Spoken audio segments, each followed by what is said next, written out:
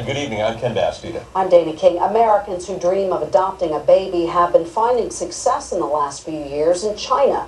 But tonight, the government in Beijing is changing the rules. Since 1989, Americans have adopted more than 48,000 Chinese children.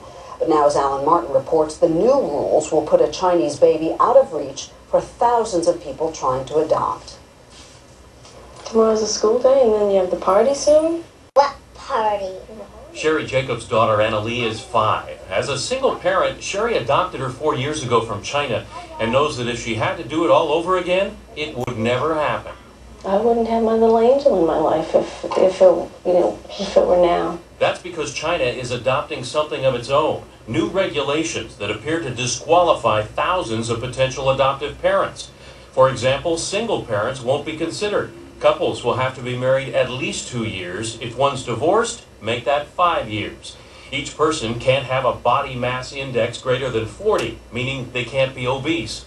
They can't be older than 50. And the rules prohibit parents who take medications for depression and anxiety.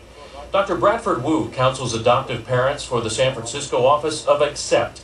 He understands some may look at China's new restrictions as discriminatory.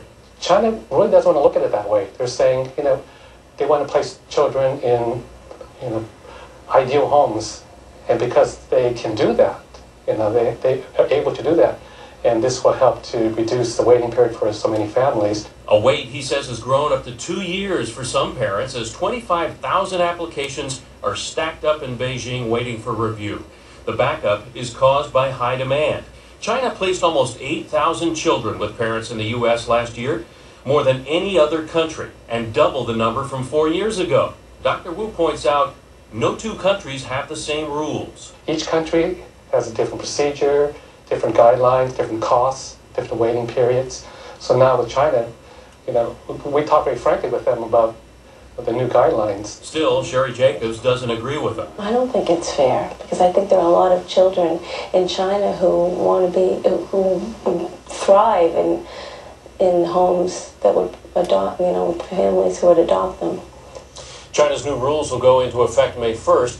Now, Dr. Wu says that there's still time for people to get that paperwork done and be approved before the deadline. The good news, Dana, is that after 2 years of not placing children in the U.S., Vietnam will again be an option. All right, very interesting. Alan, thank you.